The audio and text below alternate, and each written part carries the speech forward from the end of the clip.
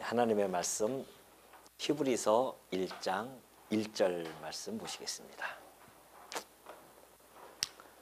히브리서 1장 1절부터 2절까지 있습니다. 앞에 있죠. 자, 옛적에 선지자들을 통하여 여러 부분과 여러 모양으로 우리 조상들에게 말씀하신 하나님이 이 모든 날 마지막에는 아들을 통하여 우리에게 말씀하셨으니 이 아들을 만유의 상속자로 세우시고 또 그로 말미암아 모든 세계를 지으셨느니라. 이렇게 2절까지 우선 봉독해 드렸습니다.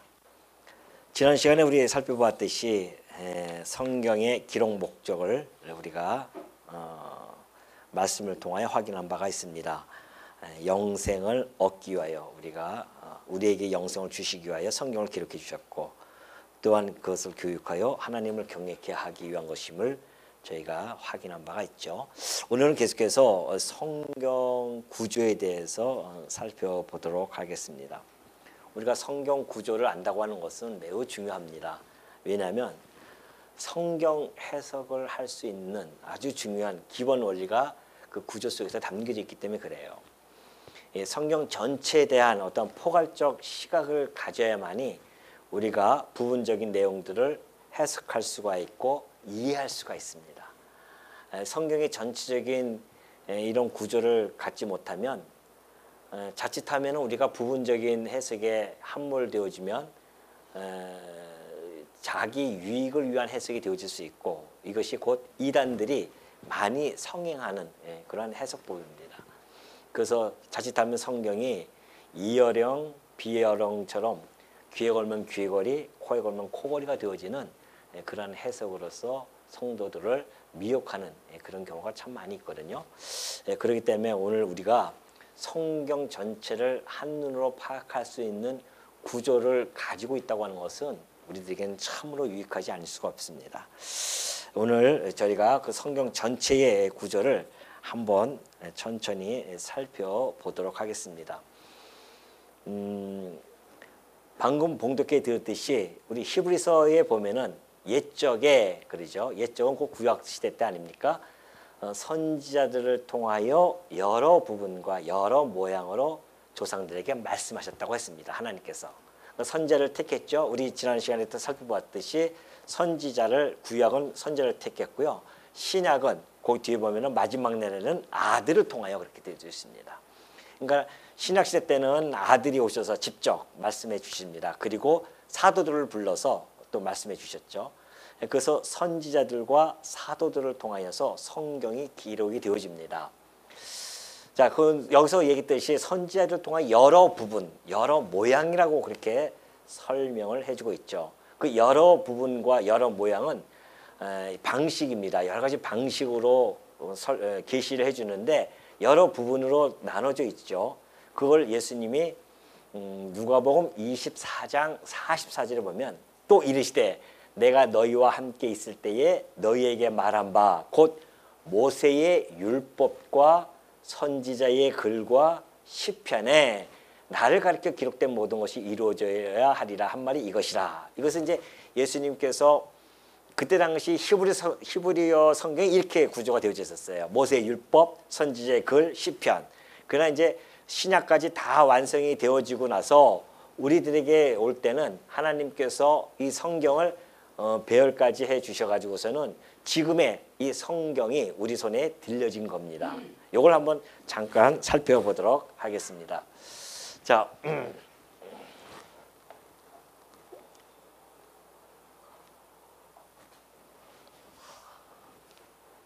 맞죠? 자, 성경은 여러 부분입니다. 그래서 여러 부분을 해서 먼저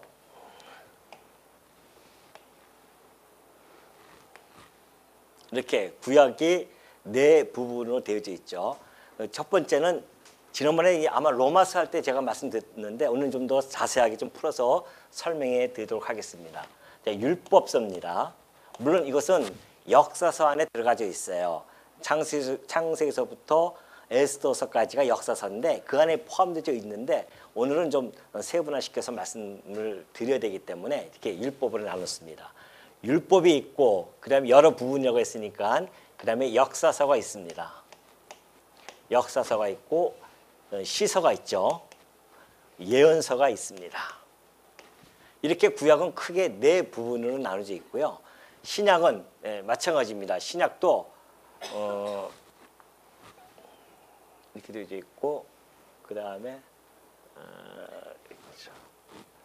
복음서, 사도행전이 있고 그 다음에 이제 복음서 이렇게 되어 있죠. 자, 첫 번째 복음서가 이렇게 있고요. 그리고 이제 역사서가 있습니다. 역사, 이것을 우리는 사도행전이고요. 그 다음에 서신서죠. 예언서가 있습니다. 이렇게 구분이 되어져 있습니다. 구약은 네 부분, 신약도 이렇게 네 부분으로 이렇게 좀 나눠서 이해하고자 합니다. 신약은 이제 복음서, 역사, 사도행전, 서신서, 예언서, 계시록입니다. 이건 계시록이죠. 이렇게 네 부분이 되어져 있어요. 자, 그런데 이제 예수님께서 하셨던 것처럼 그렇게 말씀해 주셨고, 너희가 이 요한복음 5장 39절 아니 누가복음 24장 44절에서도 있지만은 거기 밑에 보면 그러죠. 모세의 율법, 선지자의 글, 시편, 이것이 모세의 율법, 선지자들의 글, 시편, 이걸 다 이야기합니다. 이것이 나를 가르쳐 기록된 것이다. 그렇게 이야기합니다. 그러니까 우리는 이 예수님의 해석의 원리에 따라서 구약을 해석을 해야 됩니다. 우리가 마음대로 해석하는 거 아니죠. 원저자에 의해서 해석도 같이 가르쳐 줘야 됩니다. 그래서 우리는 성경을 해석할 때는 원저자이신 성령 하나님께서 기록하신 대로 또 우리 예수님께서 말씀하신 대로 성경을 해석을 해 나가야 된다는 것이죠. 그렇다고 한다면 구약은 바로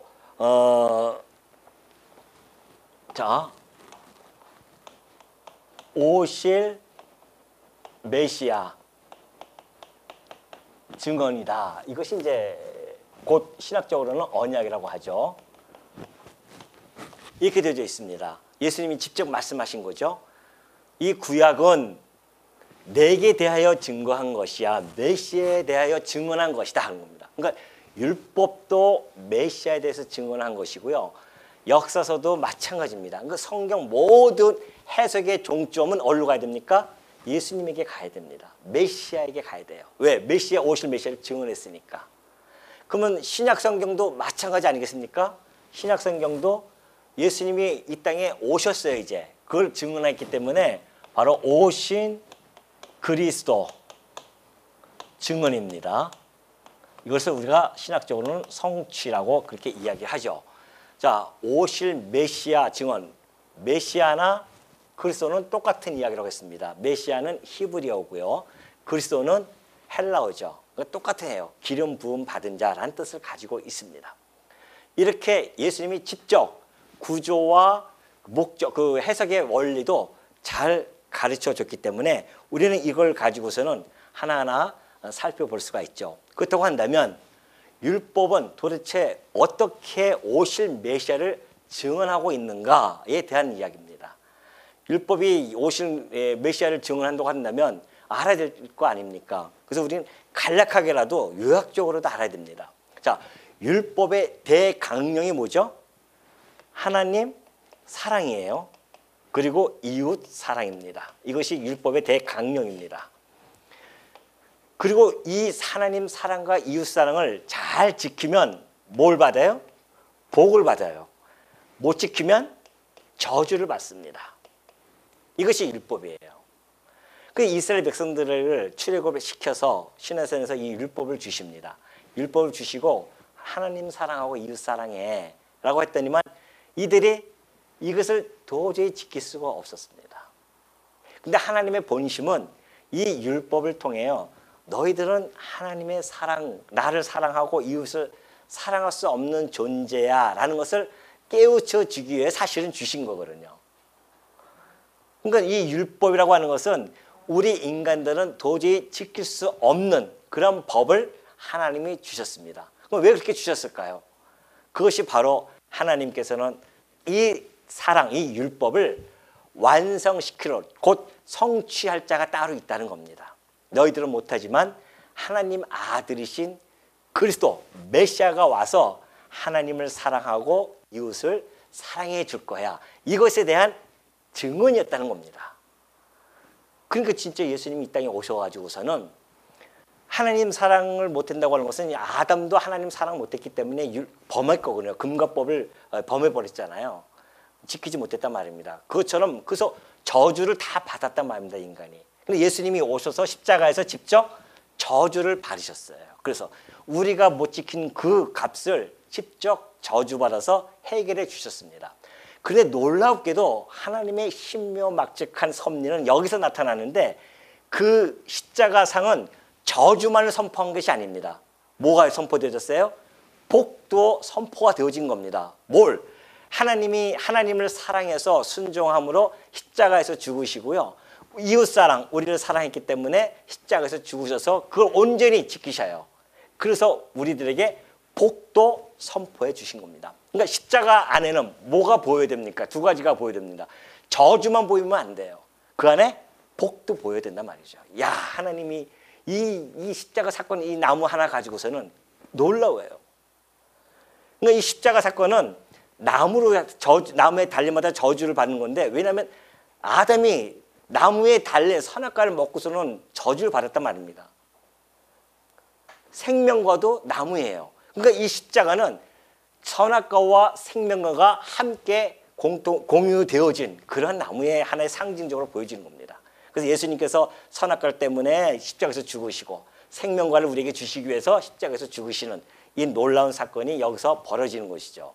그러니까 율법은 결국은 오실 메시아에 대한 증언이다. 오실 메시아가 뭐 한다? 이것을 완벽하게 성취해 주실 것에 대한 그런 내용이었다는 겁니다. 자, 역사서도 마찬가지예요. 역사서는 이스라엘의 역사죠. 이스라엘 크게 역사서가 이제 뭐 그 전에 족장들 전에 그런 역사도 있지만은, 그러나 창세기 12장부터는 이스라엘 역사가 이제 세밀하게 전개가 되어집니다. 크게 우리가 역사서를 보면은 출애굽이 있어요. 애굽을 나온단 말입니다. 출애굽이 있고요. 그 다음에 나라가 창건이 되어집니다. 나라가 나눠지죠. 분국이 되어지고, 그리고 멸망을 당합니다. 그러나 다시 이제 돌아오죠. 회복이 되어지죠. 이것이 이스라엘 역사의 커다란 줄기입니다. 역사서에서 이렇게 나와 있죠. 근데 이 역사서도 이스라엘 나라는 언약 자손이란 말입니다. 언약 자손이라는 뜻은 장차 언약 자손으로서 오실 예수 그리스도에 대한 모형이에요. 예표였단 말이죠. 그러니까 여러분 이제 마태복음 그래요. 마태복음에 예수님이 애굽에 갔다가 헤롯에게 아기 때예요. 아기 때 나와서 헤롯에게 핍박을 받으니까 애굽에 들어갔다가 나와요. 그때에 마태가 인용한 성경 구절이 호세아서입니다. 호세아서 11장 1절을 보면 그래요. 애굽에서 이스라엘 민족에게 하는 이야기입니다. 하나님께서 애굽에서 너희를 불러내지 아니하였느냐, 그렇게 이야기하는데 마태는 그 말씀을 가지고 이것이 선지자의 말이 이루어졌다 그렇게 이야기합니다. 예수님이 애굽에 갔다가 다시 나온 것이. 그러니까 이스라엘 민족이라고 하는 것은 언약 자손에 대한 모형이 틀림없다는 것이죠. 그러니까 이 모든 이스라엘 역사는 예수 그리스도의 생애를 표현하고 있다는 겁니다. 어떻게 해요? 이 출애굽이라고 하는 것은 예수님이 이 땅에 성육신이죠. 성육신해서 공생에 시작되어지기까지의 그런 모습으로 잘 보여집니다. 그리고 이 창건이라고 하는 것은 나라가 세워졌잖아요. 약속대로. 이것은 곧 예수 그리스도께서 공생애를 시작하는 거죠. 공생애 시작하는 것. 그래서 예수님이 오셔서 그러잖아요. 회개하라. 천국에 가까이 왔다. 선포하기 시작합니다. 그 나라가 세워지기 시작한 거죠. 예수 그리스도를 통해서 그 나라가 시작이 되어지는 겁니다. 그리고 분국이라고 하는 것은 나라가 갈라져요. 고통이란 말입니다. 예수 그리스도께서 받으실 그 고난의 사건을 보여주고요. 그리고 멸망해서 다 끌려가고 포로로 끌려갑니다. 성전은 다 무너졌어요. 이것이 바로 예수 그리스도의 죽으심입니다. 그리고 회복이 다시 돌아오잖아요. 성전을 다시 짓는단 말입니다. 이것이 그리스도의 부활의 사건이고요. 그래서 이 역사서를 이렇게 보면은 예수 그리스도의 생애를 충분히 우리가 인지할 수 있는 그러한 역사로 진행이 되어진다. 그러니까 이 역사는 모두 다 누구? 오실 메시아를 다 증언해 가는 내용이다. 이렇게 보면 틀림이 없습니다. 시선은 이 역사서를 통하여서 이러한 역사를 진행해 가시는 하나님께서 당신의 그 속성을 통하여 역사를 진행해 가십니다. 그래서 그 속성을 언약 자손들이 역사 속에서 드러나신 하나님의 그 속성을 찬양하는 것이 시서예요. 그래서 욥기라든가 욥, 시편, 잠언, 전도, 아가서 이런 것들이 하나님의 속성을 찬양하죠. 예를 들어서 뭐 전능성이라든가 또 뭐예요?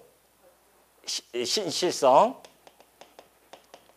주권성, 영원성, 자비성 등 하나님의 자비성, 물론 이 안에 뭐 다 거룩성도 있고 뭐 다 있습니다. 하나님의 속성들이 이 시들을 통해서 다 찬양해요. 편재성이라든가 뭐 하나님이 가지고 있는 속성을 다 찬양하는 것이 시서예요. 하나님을 찬양, 속성을 찬양하는 겁니다. 이 시서를 통해서 이런 속성을 찬양하는 것은 이 시서를 통해서 메시아를 증언해 주고 있는데, 다시 말해서 메시아께서 이 땅에 오셔서 공생의 기간 동안 그리고 결국은 부활까지 하죠. 이 모든 사건, 삶과 그 부활의 사건까지 포함해서 예수 그리스도께서 이 하나님의 속성을 다 드러내 주실 겁니다. 그러니까 예수님 오셔서 전능하심도 보여주시고 신실하심, 주권성, 영원성, 자비성 등을 하나님이 예수님께서 3년 동안 공생기간 동안 이걸 다 유감없이 보여줍니다. 그리고 마지막 부활 사건을 통해서 본격적으로 이 부활 사건이 이 모든 속성을 함축하고 있는 거예요. 그 안에 다. 그래서 부활 사건을 통해서 속성이 다 드러납니다. 예언서도 마찬가지입니다. 예언서는 이 역사 속에서 멸망과 회복이라고 하는 이 사건을 하나님께서 멸망 그리고 회복, 이 사건을 집중적으로 펼쳐 확대시킵니다. 하나님께서 너희를 갖다가 율법에 지키지 못하면 저주를 받는데 그 저주가 멸망한다고 하지 아니하였느냐. 근데 그 약속대로 하나님께서 멸망시킬 것이다. 그러나 다시 너희들을 회복시켜 주실 것이다. 이 내용이 예언서에서 모든 그 전체적인 내용이 이러한 이스라엘 멸망과 회복의 사건을 다루고 있다는 것이죠. 물론 이방의 멸망도 있지만은 핵심은 이거거든요. 멸망과 회복. 이것이 곧 예수 그리스도께서 죽으셨다가 부활할 것에 대한 예언의 말씀이 있었어요. 그러니까 이것도 다 오실 메시아를 증언하는 내용이었다라는 겁니다. 그렇다고 하면 이제는 예수님이 드디어 마지막 날 아들을 통하여 말씀하시지 않습니까? 아들이 오셨어요. 그래서 아들이 직접 오십니다. 그래서 예수님께서 직접 오셔서 당신이 내가 구약에 약속되어졌던 그 오실 메시아다라는 것을 직접 복음서를 통해 보여줍니다. 공생의 기간을 통하여 보여주는 거죠. 그래서 당신이 가지고 있는 그리스도라는 그 직임도 있죠. 그리고 그가 가지고 있는 어떤 신분, 또 어떤 사역들, 그리고 그가 가지고 있는 신성, 이러한 모습들, 예수님이 오셔서 그리스도의 직임이라든가 신분이라든가 하나님의 아들로서의 신분, 그리고 그리스도로서의 그 모든 일들, 그리고 가지고 계시는 신성, 본성들, 이런 것들을 통하여 내가 바로 하나님의 아들 예수 그리스도다라는 사실을 예수님이 직접 오셔서 하시는 겁니다. 복음서를 통하여 이것을 다 증언해 주고 있죠. 그리고 나서 예수님이 마지막 교회를 세운다고 그렇게 약속을 해 주십니다. 당신이 머리가 되어져서 내가 교회를 세울 거야. 내 교회를 내가 세울 것이다. 왜? 교회라고 하는 것은 이 이스라엘 역사, 이스라엘 나라의 실체입니다. 그러니까 이스라엘 나라는 하나님 나라 백성들의 그러한 하나님 나라에 대한 모형과 예표적인 나라였었어요. 하나님께서 이걸 예표적으로 보여준 겁니다. 내가 이렇게 나라를 세워주듯이 너희도 하나님 나라를 세워주겠다. 그걸 누가 세워주는가? 메시아가 와서 세워줄 것이다. 예수님이 오셨어요. 그래서 내 교회를 내가 세울 것이다 라고 그렇게 교회의 머리가 되셔서 선포를 하십니다. 그리고 나서 사도행전 가니까 정말 그리스도의 몸이 세워집니다. 머리가 됐으니까 몸도 있어야 되지 않습니까? 그 머리가 교회의 머리 되신 그리스도께서 그리스도의 몸인 교회를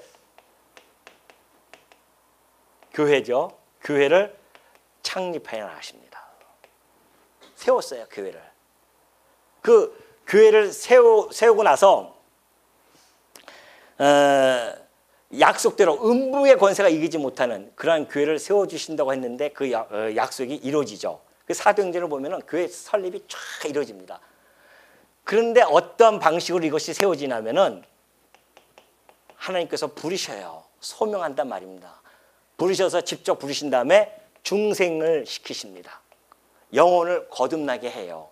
그리고 회심하게 하죠. 회개하고 아버지께 돌아옵니다. 주여 내가 손들고 옵니다. 회심하게 한 다음에 신앙을 갖게 합니다. 믿음입니다. 그 믿음을 갖게 한 다음에 그 믿음을 가지고 하나님은 의롭다고 칭해 주셔요. 그 칭의 속에서 양자로 삼아줍니다. 이것이 사도행전에서 당신의 몸을 세우는 과정이었어요. 이 과정을 통해서 교회가 사도행전에서 딱 세워진 겁니다. 그리고 나서는 이것을 끝나는 게 아니라 이제 그 각 교회 세워진 몸에게 하나님께서 서신서, 예수님께서 당신의 사도들을 통해서 서신서를 보내는 겁니다. 교회마다. 왜요? 그 서신서를 통해서 교훈을 해주는 거예요. 그리고 때로는 책망도 해주시고 바르게 함과 의로 뭐 한다? 교육을 해주십니다. 왜요? 왜 그럴까요? 하나님의 백성답게 거룩하게 변화시켜 나가는 그런 과정을 주기 위해서 서신서를 보내죠. 그리고 견인해 가기 위해서 믿음을 굳건하게 갖게 하고 인내하며 참을 수 있도록 이 서신서를 통해서 우리는 이런 교훈을 받는 겁니다. 책망도 때로는 받고 잘못된 길로 가다가 책망을 받아서 성화가 되어지고 또 우리가 바르게 함과 의로 교육을 받아서 우리의 이 신앙생활 속에서 흔들리지 아니하는 그런 믿음을 굳건하게 세우고 인내하면서 참고 견뎌낼 수 있도록 서신서를 기록해서 결국은 어떻게 한다? 너 최후 승리가 하나님께서 예언을 통해서 최후 승리, 교회의 최후 승리를 보여주십니다. 이것이 곧 영화롭게 되어지는 거죠. 그래서 이 요한계시록을 통해서 교회의 최후 승리는 교회가 반드시 예수님이 약속해 주었던 듯이 음부의 권세가 이기지 못해. 근데 이제 뭐 음부의 권세가 이기지 못함을 보여주고 우리를 마침내 영화롭게 해주시는 그 하나님의 사역, 예수 그리스도의 사역. 그래서 오신 그리스도를 증언해 가시는데 여기는 성령께서 가시는 겁니다.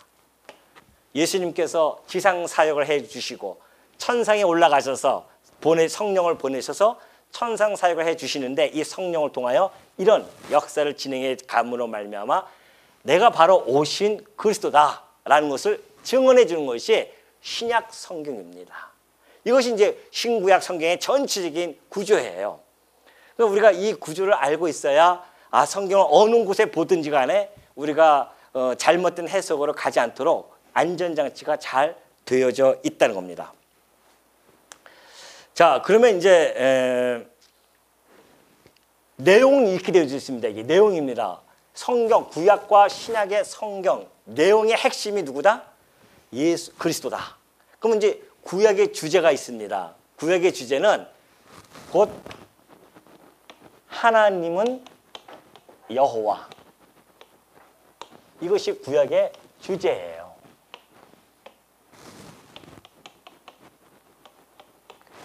우리가 성경을 이제 출애굽기 6장 2절을 한번 볼까요? 출애굽기 6장 2절을 보니까 하나님이 모세에게 말씀하여 이르시되 나는 여호와니라 그렇게 이야기하죠. 모세를 처음 불렀어요. 그리고 나서는 나는 여호와다. 내가 아브라함과 이삭과 야곱에게 전능의 하나님으로 나타났으나 나의 이름을 여호와로는 그들에게 알리지 아니하였고 가나안 땅 곧 그들이 거류하는 그 땅을 그들에게 주기로 그들과 언약하였더니 이제 애굽 사람이 종으로 삼은 이스라엘 자손의 신음소리를 내가 듣고 나의 언약을 기억하노라 그러죠. 그리고 나서 하나님이 모세에게 또 다시 말씀하십니다. 6절을 보니까 그래. 그러므로 이스라엘 자손에게 말하기를 나는 여호와라. 내가 애굽 사람의 무거운 짐 밑에서 너희를 빼내며 그들의 노역에서 너희를 건지며 편팔과 여러 큰 심판들로서 너희를 속량하여 너희를 내 백성으로 삼고 나는 너희의 하나님이 되리니 나는 애굽 사람의 무거운 짐 밑에서 너희를 빼낸 너희의 하나님 여호와인 줄 너희가 알지라. 내가 아브라함과 이삭과 야곱에게 주기로 맹세한 땅으로 너희를 인도하고 그 땅을 너희에게 주어 기업을 삼게 하리라. 나는 여호와라. 그러니까 이 역사서를 전체를 지금 하나님이 요약을 해주십니다. 내가 이렇게 해줄 거야. 너희를 출애굽했고 창건해서 이 땅을 내가 약속대로 줄 것이다. 그걸 통해서 내가 언약대로 이루시는 여호와인 줄을 너희가 알게 되어질 것이다. 그것이 여기에 포함되어 있는 겁니다. 그러니까 주제는 하나님은 여호와라는 그러한 것을 구약에서 우리는 잡을 수가 있는 거죠. 그렇다고 한다면 신약의 주제는 예수는 그리스도다라는 것이 틀림없죠. 왜냐하면 예수님께서 요한복음 4장 25절을 보면 그래요. 이제 그 수가성 여인을 만났습니다. 여자가 이르되 메시아 곧 그리스도라 하는 이가 오실 줄을 내가 아노니 그가 오시면 모든 것을 우리에게 알려주시리다. 그렇게 얘기를 해요. 예수께서 이르시되 내게 말하는 내가 그라 그래요. 내게 말하는 내가 예수가 곧 그리스도다라고 그렇게 선언하십니다. 그 신약의 주제는 예수는 그리스도다라고 하는 이 주제를 가지고 있습니다. 그러니까 구약의 주제는 하나님께서 여호와임을 드러내 주시고요. 왜요? 여호와 언약대로 이루는 자다. 나는 언약대로 이루는 자다. 그렇기 때문에 내가 메시아를 언약했는데 반드시 내가 메시아를 보내주겠다라는 것을 증언해 주기 위해서 그 주제로 하나님이 끊임없이 나는 여호와다. 내가 내 아들을 보내줄 거야. 믿으라는 것이죠. 그 여호와임을 드러내 주시는 겁니다. 그리고 신약에 와서는 그 아들이 왔으니 그 아들이 내가 바로 그리스도야. 아버지께서 언약하셨던 그 그리스도야 라고 하는 것이 이 신약의 주제로서 우리에게 주어지는 겁니다. 자, 그렇다고 한다면 이것이 이제 이것이 내용상의 핵심입니다.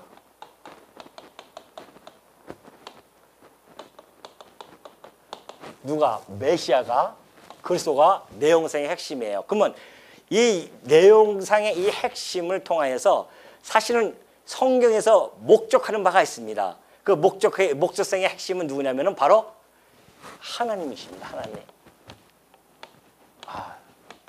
하나님.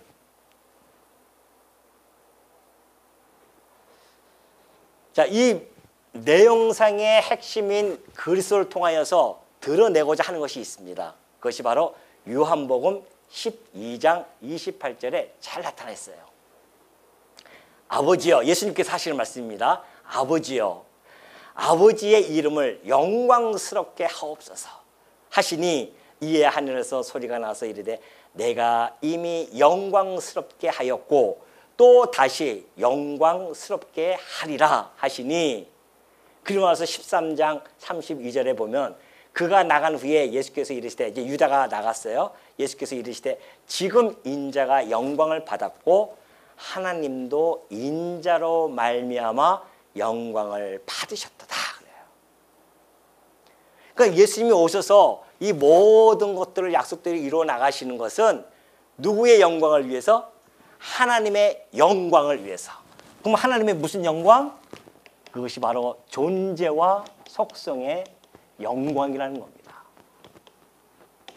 예수 그리스도로 말미암아 아버지의 영광이 드러나는 겁니다. 이것이 목적상의 핵심이에요.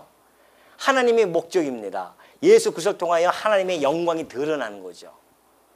무슨 영광? 존재의 영광과 속성의 영광이 드러나는 겁니다. 그럼 우리가 예수 그리스도를 모르면, 이 내용을 모르면 목적상의 하나님을 알 수가 없어요. 그러니까 우상에다가 절할 수밖에 없단 말입니다. 예수 그리스도를 통하여서 하나님의 본체이시며 하나님의 영광의 광채로 오셨기 때문에 예수 그리스도를 통해서 우리는 하나님의 존재와 속성의 영광을 충분히 알 수 있게 되었다. 이것이 바로 모든 것들이 다 이 안에 다 담겨져 있어요. 예수 그리스도께서 죽으셨다가 부활하시는 이 사건들, 마지막 심판하시는 모든 것들 속에서 하나님의 영광이 드러나는 겁니다. 그러면 그 영광이 드러났어요. 이 성경을 통해서 이제 우리가 다 들었단 말입니다. 어떤 일이 벌어져야 될까요? 전도서 12장 13절 보니까 일의 결국을 다 들었어요. 들었더니 어떻게 알아? 하나님을 경외하고 그의 명령들을 지킬지어다. 이것이 모든 사람의 본분입니다. 이걸 깨닫고 나서는 우리에게는 뭐가? 하나님을 경외하는 거. 제가 키가 좀 더 컸었어야 되는데 키가 작아서 하나님을 경외하는 겁니다. 성경 우리가 창세부터 요한계시록 다 봤어요. 그러면은 뭐가 드러납니까? 하나님의 영광이 드러나요. 그 영광을 우리가 알고 깨닫고 경외하는 겁니다.